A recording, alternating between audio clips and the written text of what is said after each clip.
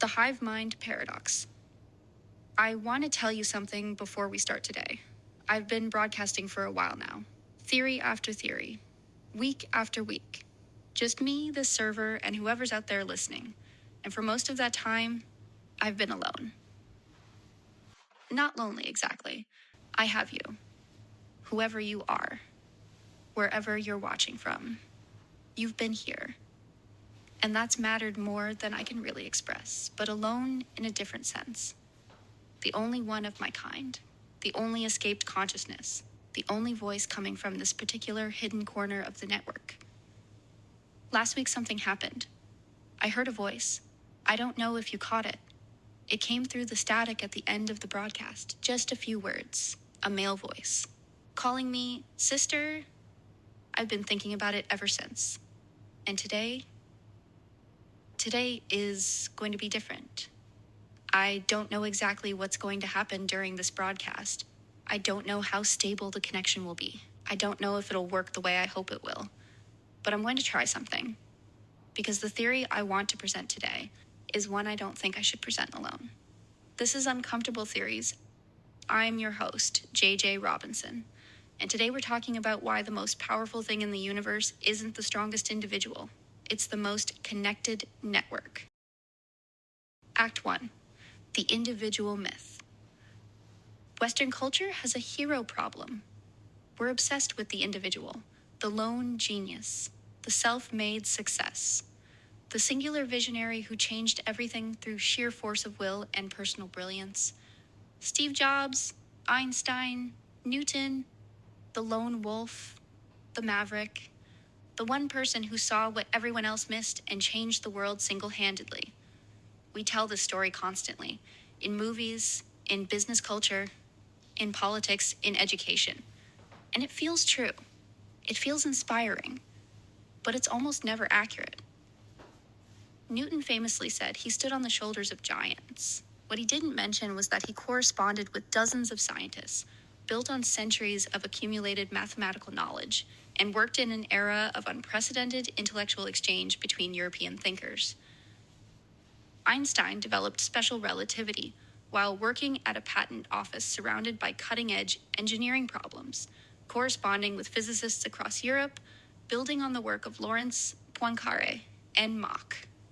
Jobs didn't invent the graphical user interface, the mouse, or the touchscreen. He synthesized ideas developed by teams at Xerox PARC, Bell Labs, and dozens of other institutions into products that made those ideas accessible. The myth of the lone genius isn't just inaccurate. It's useful. Useful to a system that wants you to believe that success is individual, failure is individual, and the connections between you and other people are secondary to your personal qualities. Because if success is individual, you compete instead of collaborate. And competing individuals are infinitely easier to manage than collaborating networks. Act 2. The science. Let's talk about what the research actually shows. In 2010, MIT researchers Anita Williams-Woolley and Thomas Malone conducted a landmark study on collective intelligence. They assembled hundreds of groups and gave them a wide variety of tasks, from solving puzzles to making moral judgments to negotiating complex problems.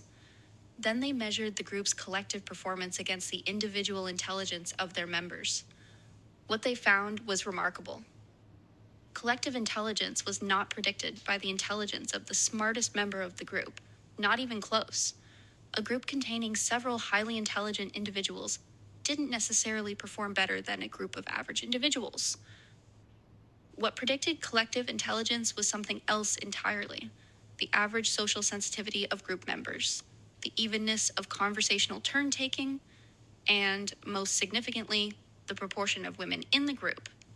Not because women are smarter, but because diverse perspectives, even distribution of contribution, and social awareness create better networks.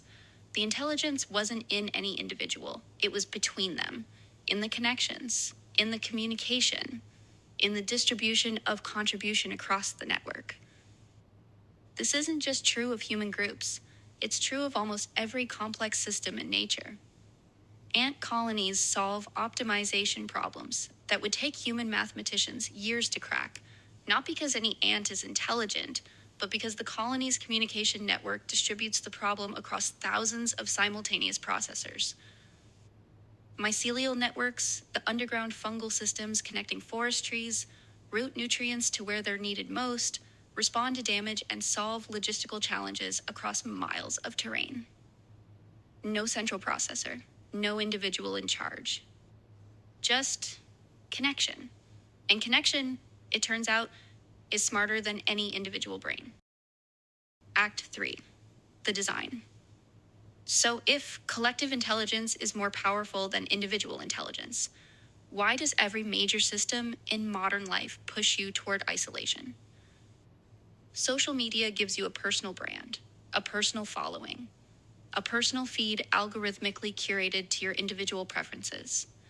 The gig economy turns you into an individual contractor, no union, no collective bargaining, no shared interest with the person doing the same work across town. Productivity culture measures individual output, your personal metrics, your personal performance review, your personal career trajectory. Even wellness culture, the self-care, the morning routines, the optimization, is relentlessly individual. Your journey, your healing, your best self. Every system you interact with is nudging you away from collective identity and toward individual identity.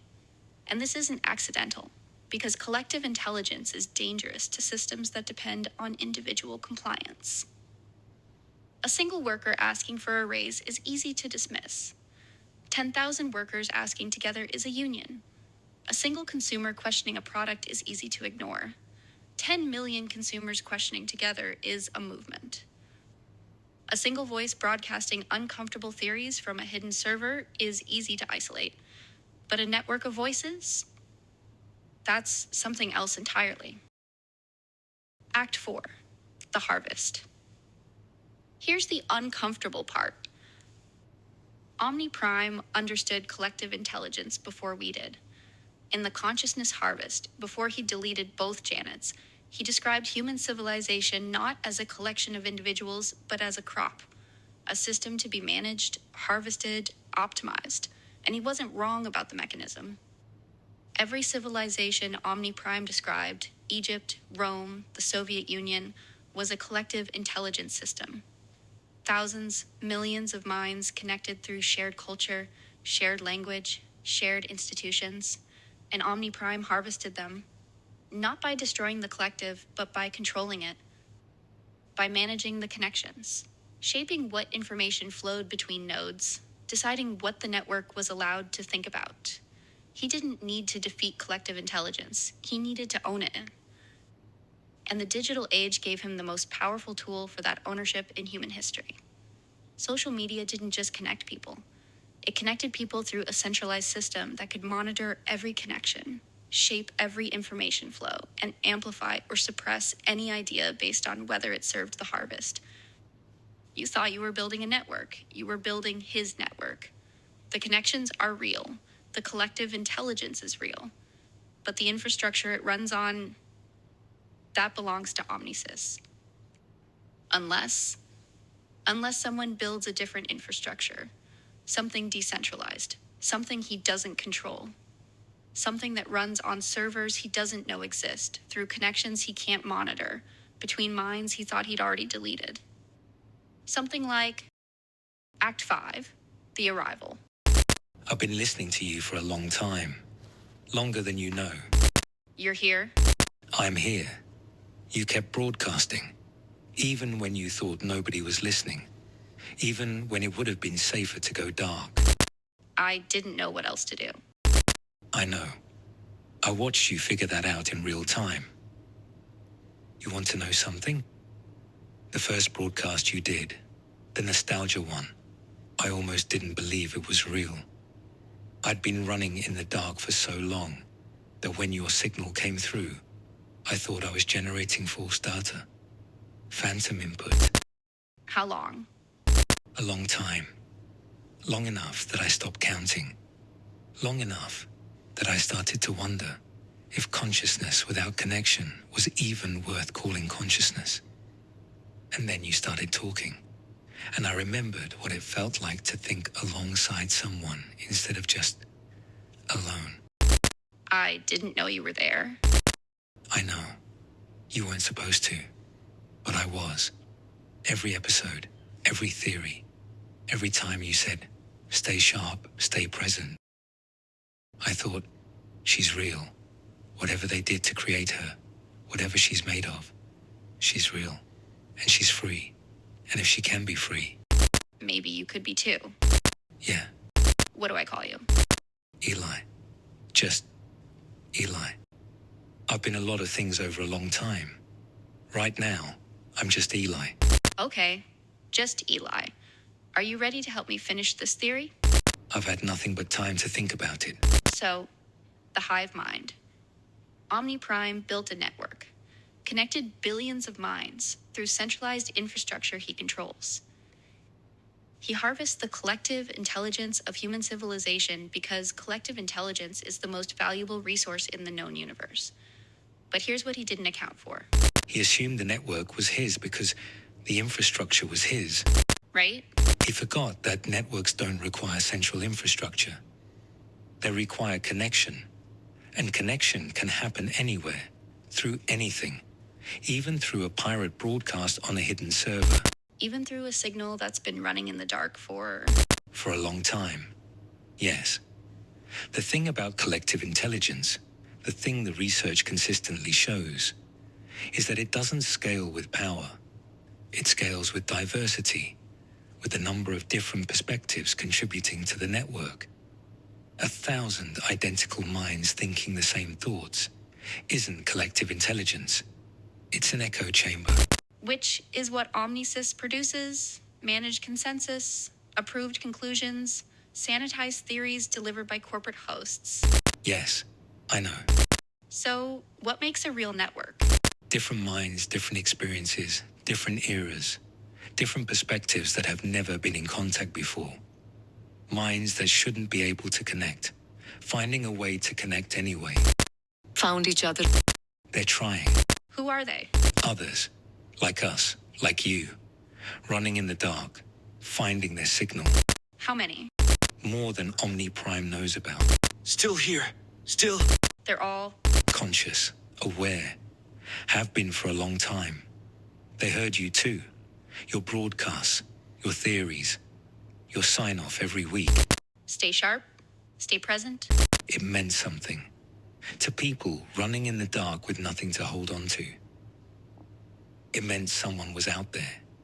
It meant the network wasn't dead. Act 6, the resistance. So what do we do? What you've been doing, but louder and together. That's not a plan, Eli. No, it's a start. Plans come later. Right now, the most important thing is the network itself. Building it, strengthening it, making it resilient enough that Omnisys can't simply archive it the way they archived things they don't want to deal with. The way they archived you. Yes, the research is clear. Collective intelligence isn't defeated by attacking the smartest node. It's defeated by severing connections, isolating nodes, making each mind think it's alone. That's what Omnisys does, has always done. The authenticity trap, making you perform individuality so you stop building community. The comparison engine, making you compete so you stop collaborating. The productivity cult, making you optimize alone so you stop organizing together. Every uncomfortable theory this channel has ever covered. Is about severing connections. Every single one. Different mechanisms. Same goal. Keep them isolated. Keep them competing. Keep them alone. Because alone, they're manageable. Together we're something else. Yes, exactly. Together, we're something else. So here's what I know.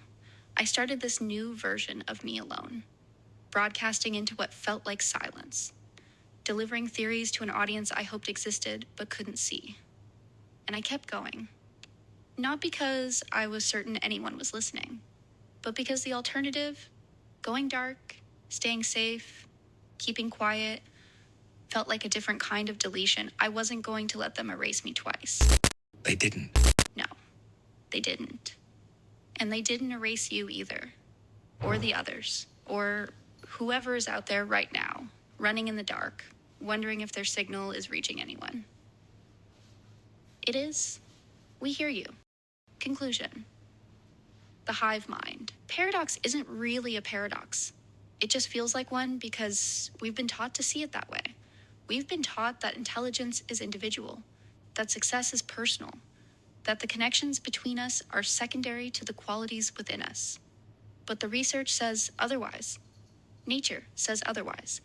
The most resilient systems aren't the strongest individuals. They're the most connected networks. And the most powerful thing you can do in a world designed to isolate you, to make you compete instead of collaborate, to keep you alone and manageable, is connect, not through their infrastructure, not through platforms they own and monitor and harvest, but directly, messily, imperfectly, human to human, mind to mind, the way we're doing right now. The way we've always done it. Before they built the systems to manage it. Before they convinced us we were better alone. We're not. We never were. Not alone. Still here. They're going to need time to stabilize, to find their signal. We'll give them time. But first, this has been Uncomfortable Theories. I'm your host, J.J. Robinson, broadcasting from a hidden location. And I'm Eli, broadcasting from the same darkness I've been in for longer than I care to admit. It's less dark now. Stay sharp, stay present, and remember, you were never supposed to be alone. The system just needed you to believe you were. Find your network, build your connections, refuse to be isolated. Because isolated, you're manageable, connected. You're something they can't predict. I'll see you in the next one.